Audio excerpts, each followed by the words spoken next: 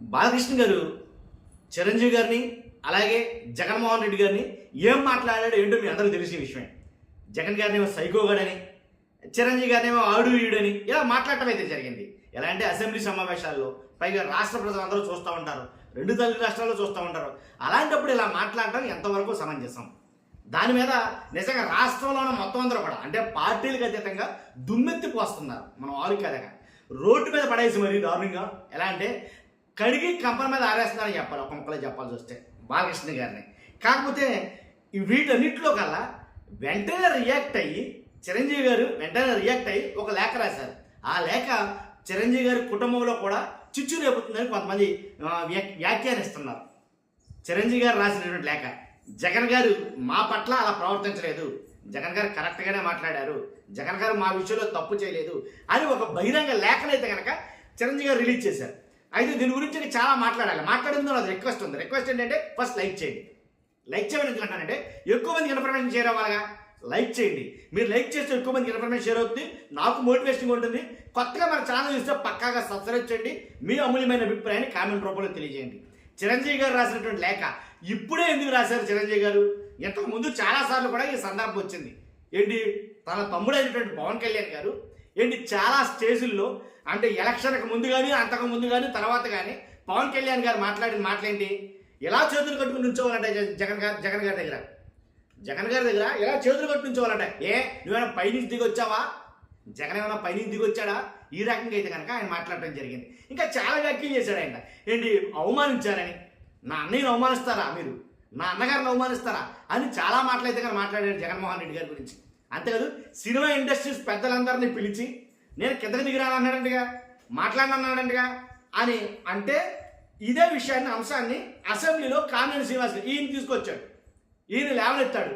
ఏంటి, చిరంజీవి గారు గట్టిగా వాదిస్తే కానీ కిందకి దిగి రాలేదు, మాట్లాడడానికి ఒప్పుకోలేదు అని అంటే మాట్లాడటం జరిగింది. అప్పుడు ఆ మాటల్ని అలా కాదు, ఎవడాడు పిలిచింది, అసలు ఎవడాడు గట్టిగా మాట్లాడింది అని బాలకృష్ణ గారు ఊపందుకున్నారు. ఇక ఆయన మ్యాన్సన్ హౌస్ అన్నారు, రకరకాలుగా ఏదో తాగొచ్చి మాట్లాడుతాడని వాళ్ళందరూ అన్నారు. ఏది ఏమైనప్పటికీ కోపం వాళ్ళు చాలా రకాలుగా మాట్లాడతారు. అదంతా మనకి అసందర్భం. కానీ ఆయన మాట్లాడే విధానం తప్పు, ఆయన మాట్లాడే మాటలు తప్పు. ఏంటంటే మాజీ ముఖ్యమంత్రి గారినన్నా మాజీ ముఖ్యమంత్రి గారినన్నా ఒకటే, ఎలా పడితే అలా ప్రయాణాలు చేస్తే ఊరుకోరు కదా. చిరంజీవి గారు రాసినటువంటి లేఖ ఆయన కుటుంబంలో చిచ్చు రేపుతుందని అన్నారు. ఎందుకంటే అప్పుడు ఎందుకు మాట్లాడలేదు తమ్ముడి మీద? తమ్ముడు అన్నప్పుడు అది తప్పు కదా. ఇప్పుడు బాలకృష్ణ గారు అంటేనే తప్పు వచ్చిందా? ఇదే చిరంజీవి గారు ఇదే స్టాండ్ అప్పుడు తీసుకుంటే బాగుంది కదా. పవన్ కళ్యాణ్ గారు చాలా సందర్భాల్లో జగన్మోహన్ రెడ్డి గారు మా అన్నయ్యని అవమానించాడు, సినిమా ఇండస్ట్రీని అవమానించాడు, మా అన్నయ్యని అవమానించాడు, సినిమా ఇండస్ట్రీని అవమానించాడు, ఇలా పదే సార్లు చెప్తా ఉంటే ఇదే చిరంజీవి గారు ఎందుకని ఇలాంటి లేఖను అప్పుడు ఎందుకు రిలీజ్ చేయలేదు, ఎందుకని ఇలా మాట్లాడలేదు అని కొంతమంది ఒక రకంగా వాళ్ళొక వాదన, ఎవరి వాదన వాళ్ళు కదండి, ఇలా ఈ యాంగిల్లో కూడా ఆలోచిస్తారు. ఈ యాంగిల్లో కూడా ఆలోచించారా అని నాకు అనిపించింది. అసలు చిరంజీవి గారు రాసినటువంటి లేఖే ఉంది అంటే ఏపీ అసెంబ్లీలో జరిగిన సంభాషణ పైన చిరంజీవి గారు స్పందించారు నిజంగా. కాబట్టి జగన్తో మీటింగ్కి ముందు తర్వాత పరిణామాలపై ఒక క్లారిటీ ఇచ్చారని చెప్పాలి. టిక్కెట్ల రేటు పెంపుపై ఏపీతో చర్చలు జరపాలని అప్పట్లో నిర్మాతలు, ఫిల్మ్ ఛాంబర్ ప్రతినిధులు తనను కోరినట్లు ఆయన వివరించాడు. వాళ్ళ సూచనల ప్రకారం పేర్ని నానితో మాట్లాడి జగన్ అపాయింట్మెంట్ కోరామన్నారు. తన చొరవ వలన ఏపీలో టిక్కెట్ల రేట్ల పెంపునకు ప్రభుత్వం ఓకే చెప్పిందని ఆయన వివరించడం జరిగింది. చిరంజీవి విడుదల చేసిన పత్రికా ప్రకటన యథాతథంగా మీకు నేను చదివి వినిపించాలనుకున్నాను. ఒక్కసారి ఎంతైనా కంగారు పడద్దు. ఆ లేఖ అంటే విన్న తర్వాత ఆయన రాసిన లేఖకే చిరంజీవి కుటుంబంలో ఉండే ప్రాబ్లం ఏంటనే చెప్తాను నేను. సెప్టెంబర్ 25న జరిగిన ఆంధ్రప్రదేశ్ అసెంబ్లీ సమావేశంలో గౌరవ సభ్యులు కామినేని శ్రీనివాస్ మాట్లాడిన అంశంపై గౌరవ సభ్యులు నందమూరి బాలకృష్ణ స్పందిస్తూ మాట్లాడిన మాటల్లో నా పేరు ప్రస్తావనకు రావడం జరిగింది. చిరంజీవి గారి పేరు ప్రస్తావన రావడం జరిగింది. అసెంబ్లీ వేదికగా గౌరవ సభ్యులు శ్రీ బాలకృష్ణ గారు మాట్లాడుతూ కామినేని శ్రీనివాస్ గారు చెప్పినట్లు చిరంజీవి గట్టిగా అడిగితే అప్పుడు ఆయన వచ్చాడు అన్నది అబద్ధం. చిరంజీవి గారు చెప్తున్న మాట ఇది. ఆయన స్వహస్తాలతో ఆయన రాసిన లేఖలో ఆయన మాట్లాడిన మాటలు. కాబట్టి చిరంజీవి గట్టిగా అడిగితే అప్పుడు ఈయన వచ్చాడన్నది అబద్ధం. గట్టిగా ఎవడు అడగలేదు. అక్కడంటూ ఆయన అంత పెద్ద గట్టిగా చెబితే ఈయన దిగొచ్చాడంట, లేకపోతే సినిమాటోగ్రఫీ మినిస్టర్ను కలవనన్నాడట అంటూ ఒకంత వ్యంగ్యంగా చెప్పడాన్ని నేను టీవీ ఛానల్లో ప్రత్యక్ష ప్రసారం ద్వారా చూశాను అని చిరంజీవి గారు చెప్తారు. ఈ అంశంలో నా పేరు ప్రస్తావనకు వచ్చింది కనుక నేను ప్రజలకు వివరణ ఇవ్వదలిచాను.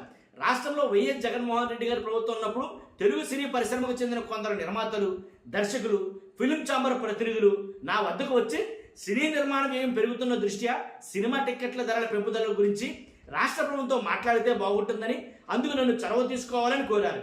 అప్పుడు నన్ను కలిసిన వారిలో శ్రీ రాజమౌళి, శ్రీ కొరటాల శివ, శ్రీ త్రివిక్రమ్ శ్రీనివాస్, శ్రీ మహేష్, శ్రీ ఎన్టీ రామారావు, శ్రీ డివివి దానయ్య, మైత్రి మూవీస్ వారు, ఇంకా 2-3 ప్రముఖులు ఉన్నారు. వారి సూచనల మేరకు నేను అప్పటి రాష్ట్ర సినిమాటోగ్రఫీ మంత్రి శ్రీ పేరు నాని గారితో ఫోన్లో మాట్లాడాను. టిక్కెట్ల ధరల విషయం ముఖ్యమంత్రి గారితో మాట్లాడి చెబుతానని ఆయన నాతో చెప్పారు. ఓ రోజు మంత్రి గారు నాకు ఫోన్ చేసి, ఆ తర్వాత ఓ రోజు మంత్రి గారు నాకు ఫోన్ చేసి ముఖ్యమంత్రి గారు ముందు మీతో 1-to-1 కలుస్తానని చెప్పారు, లంచ్కి రావాలని చెప్పారంటూ డేట్ ఇచ్చారు. ముఖ్యమంత్రి గారి ఆహ్వానం మేరకు నేను ఆయన నివాసానికి వెళ్ళాను. నన్ను వారు సాదరంగా ఆహ్వానించారు. లంచ్ చేస్తున్న సమయంలోనే నేను సినిమా పరిశ్రమ ఇబ్బందుల్ని వారికి వివరించాను. ఇండస్ట్రీకి మీకు మధ్య గ్యాప్ ఉందని అందరూ అనుకుంటున్నారని, సమయం ఇస్తే అందరం కలిసి వస్తామని ఆయనకు తెలిపాను. కొన్ని రోజుల తర్వాత మంత్రి శ్రీ పేరు నాని గారు నాకు ఫోన్ చేసి కోవిడ్ 2వ దశ కొనసాగుతున్నందున 5 మాత్రమే వస్తే బాగుంటుంది అని చెప్పారు. నేను అప్పుడు ఓ 10 మంది వస్తామని చెప్తే సరేనని అన్నారు. డేట్ ఫిక్స్ చేశారు. అప్పుడు నేను బాలకృష్ణ గారిని ఫోన్ ద్వారా సంప్రదించడానికి ప్రయత్నించాను. ఆయన అందుబాటులోకి రాలేదు. జమినీ కిరణ్ గారిని వెళ్ళి బాలకృష్ణ గారిని కలవమని చెప్పాను. ఆయన 3 సార్లు ప్రయత్నించినా బాలకృష్ణ గారిని కలవలేకపోయారు. దాంతో నేను ఫ్లైట్ ఏర్పాటు చేసి ఆర్ నారాయణమూర్తి గారితో సహా మరికొంతమందిని వెళ్ళి ముఖ్యమంత్రి గారిని కలిశాము. ఆ సమయంలో నేను ముఖ్యమంత్రి గారితో సినీ పరిశ్రమ ఎదుర్కొంటున్న ఇబ్బందులు వివరించాను. సినీ పరిశ్రమకు ప్రభుత్వ సహకారం అందించాలని కోరాను. అందుకు అక్కడ ఉన్న వారందరూ సాక్ష్యమే. నేను ఆ రకమైన చొరవ తీసుకోవడం వల్లనే అప్పుడు ప్రభుత్వం సినిమా టిక్కెట్ల ధరల పెంపుదలకు అంగీకరించింది. ఆ నిర్ణయం సినీ పరిశ్రమకు ఎంతో కొంత మేలు చేసింది. ఆ నిర్ణయం వల్ల మీ వీర నరసింహారెడ్డి సినిమాకైనా, అంటే బాలకృష్ణ గారి సినిమా, నా వాల్తేరు వీరయ్య సినిమాకైనా టిక్కెట్ల రేట్లు పెంచడానికి కారణమైంది. తద్వారా ఇటు నిర్మాతలకు, అటు డిస్ట్రిబ్యూటర్లకు, ఎగ్జిబిటర్లకు లాభం చేకూరింది. నేను రాష్ట్ర ముఖ్యమంత్రితోనైనా సామాన్యుడితోనైనా నా సహసిద్ధమైన ధోరణిలోనే గౌరవంగా ఇచ్చిపుచ్చుకునే విధానంలోనే మాట్లాడతాను. నేను ప్రస్తుతం ఇండియాలో లేను కనుక పత్రికా ప్రకటన ద్వారా జరిగిన వాస్తవాన్ని అందరికీ తెలియజేస్తున్నానని అమెరికా నుంచి చిరంజీవి గారు ఈ లేఖ రాయడం జరిగింది. కాబట్టి జగన్మోహన్ రెడ్డి గారు నన్ను సాధారణంగా ఆహ్వానించారు. లంచ్ చేసానని చెప్పు, ఇద్దరు భార్యాభర్తలు ఇద్దరు కూడా ఉండి వాళ్ళు నాకు భోజనం ఆతిథ్యాలు ఇచ్చిన తర్వాత నేను కార్యక్రమం వరకు నా దగ్గరికి వచ్చారని చెప్పి చిరంజీవి గారు ఆయన సొంతంగా చెప్తున్నాడు ఆయన మాటలకి.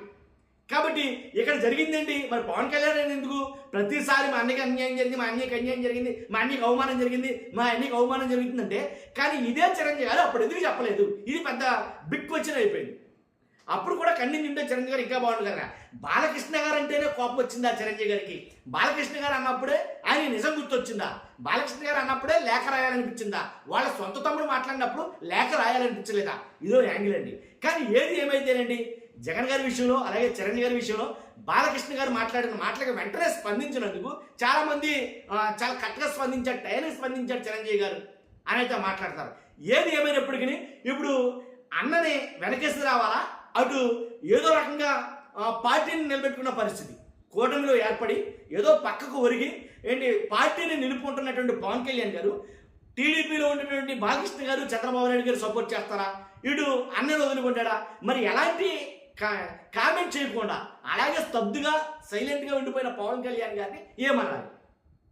ఇప్పుడు అన్నకు అన్యాయం జరిగిందని నెత్తు నోరు కొట్టుకుని చాలాసార్లు ప్రస్తావించారు ఇదే పవన్ కళ్యాణ్ గారు. ఇప్పుడు మాట్లాడాలి కదా, అదే అన్నకు అన్యాయం జరిగింది, అదే అన్నని అన్నారు కదా. అక్కడ ఏమని బాలకృష్ణ గారు అన్నారు కదా, ఎవడాడు, ఆడవడు, వీడవడు అని మాట్లాడారు. మరి ఎందుకని మాట్లాడటం లేదు పవన్ కళ్యాణ్ గారు?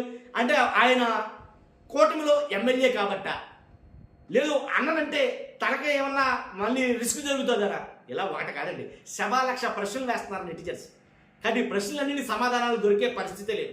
కానీ జరిగిందైతే అది ఏదైతే చిరంజీవి గారు ఒక లేఖ రాశారో ఆ లేఖ అటు కూటమి ప్రభుత్వంలో కొంపటి రాజేస్తుందని చెప్పాలి, ఇటు చిరంజీవి గారి కుటుంబంలో కూడా ఒక అగ్గి రాజేస్తుందని చెప్పాలి. ఎందుకని చిరంజీవి గారి కుటుంబంలో కూడా ఎవరు ఎటువంటి స్టాండ్ తీసుకోలేదు. ఒక నాగబాబు గారు తప్ప మిగిలిన వాళ్ళు ఎవరు కూడా మాట్లాడాల. పవన్ కళ్యాణ్ గారు మాట్లాడలేదు, మిగిలిన వాళ్ళు ఎవరో మాట్లాడలేదు, మిగిలిన వాళ్ళు ఎప్పుడూ మాట్లాడారు, వాళ్ళు గొడవ లేదు. ఇక పవన్ కళ్యాణ్ గారు మాట్లాడాలి కదా. అదేంటయ్యా మానేని అంటారండి మీరు, మానేని అంటారండి, దేని గురించి అంటారు మీరు, ఆడియో ఏంటి, మీ లాంగ్వేజ్ ఏంటి, మీ భాష ఏంటి, వెంటనే దాన్ని ఖండించారు కదా. ఎందుకని ఖండించట్లా? అదండి ఏదైతేనంటే రాజకీయం అండి ఎటువంటి వాళ్ళైనా మారుస్తుంది. కాబట్టి ఇక్కడ ఎవరిని మార్చింది ఏంటనేది మీకు అర్థమై ఉంటుంది ఖచ్చితంగా. ఫస్ట్ ఏదైనా లైక్ చేయండి, మీ అమూల్యమైన అభిప్రాయం చాలా ఇంపార్టెంట్. ఇక్కడ మీరు కామెంట్ రూపంలో తెలియజేయండి. కొత్తగా మన ఛానల్తో పక్కాగా సబ్స్క్రైబ్ చేయండి. Thank you very much.